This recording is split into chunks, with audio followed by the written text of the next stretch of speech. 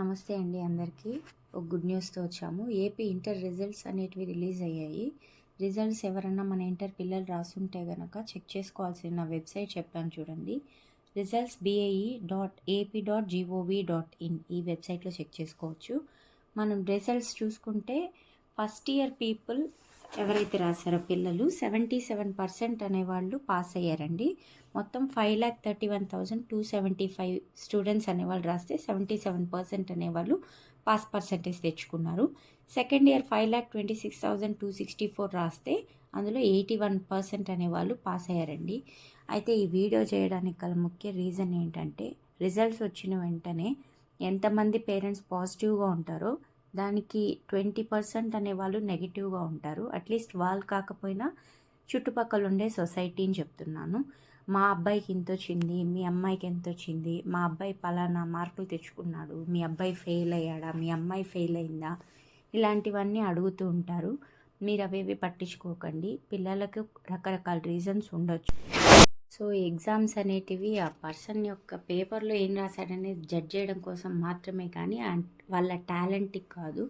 Parents అనేవాళ్ళు ఎంత కష్టపడి పిల్లల్ని చదివిస్తారనేది పిల్లలు కూడా అర్థం చేసుకోవాలి. ఒకవేళ ఫెయిల్ అయ్యింటే కూడా దాన్ని పాజిటివ్గా తీసుకొని మళ్ళీ ఇంప్రూవ్మెంట్ సప్లిమెంటరీ ఎగ్జామ్స్ ఉన్నాయి, దానికి ట్రై చేసి దాంట్లో సక్సెస్ అవ్వండి. అంతేగాని వేరే గొడవలు ఏవి పెట్టుకోవద్దు ఇంట్లో. పేరెంట్స్ కోసము స్టూడెంట్స్ కోసం ఇద్దరి కోసం నా కైండ్ రిక్వెస్ట్ ఇది. కొద్దిగా పాజిటివ్గా తీసుకోండి. అండ్ ఎగ్జామ్ రాసిన పిల్లలు ఫెయిల్ అయ్యారని అడిగే ముందు ఒకసారి మనం కూడా ఆలోచించుకోవాలి, మనం ఆ స్థితిలో ఉంటే ఎలాగని. దయచేసి ఎవరు తప్పుగా అనుకోకండి, ఎందుకంటే నేను ఒక లెక్చరర్గా చాలా విషయాలు చూశాను కాబట్టి ఇలా చెప్తున్నాను. పేరెంట్స్ కానీ సరే, స్టూడెంట్స్ కానీ సరే, పాజిటివ్గా ఉండండి. లైఫ్లో ఇంకా చాలా విషయాలు ఉన్నాయి. కూర్చొని ఒకసారి ఓపిక్గా డిస్కస్ చేసుకొని ఫర్దర్గా ఏంటి అనేదాన్ని పాజిటివ్గా మాట్లాడుకోండి. పాజిటివ్ సిచ్యువేషన్ డెవలప్ చేసుకోండి ఇంట్లో. ఇవాళ కాకపోయినా రేపటి రోజున ఖచ్చితంగా సక్సెస్ అవుతారు. హార్డ్ వర్క్, డిసిప్లైన్ ఇవి మ్యాండేటరీ అండి. అదొక్కటి మైండ్లో పెట్టుకుంటే చాలు. ఫర్దర్గా ఏమన్నా ఇంప్రూవ్మెంట్ రాసుకోవాలి అనుకున్న ఇంప్రూవ్మెంట్ ఎగ్జామ్స్కి అప్లై చేసుకోండి. డేట్స్ వచ్చినప్పుడు అప్లై చేసుకోండి. సప్లిమెంటరీ వాళ్ళు రాసి పాస్ అవ్వడానికి ట్రై చేయండి. అలాగే ఇంకా నెక్స్ట్ ఇంకా కాంపిటేటివ్ ఎగ్జామ్స్ కూడా రాబోతున్నాయి కదా, ఎంసెట్ అలాంటి వాటికి. దానికి ఎవరన్నా స్కోరింగ్ ఇబ్బంది అవుతుంది అనుకున్నప్పుడు దాని మీద కూడా కొంచెం ఫోకస్ చేసుకోండి.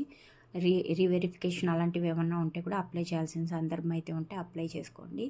I hope everyone will be positive from both parents end and students end, and I wish you a very bright future.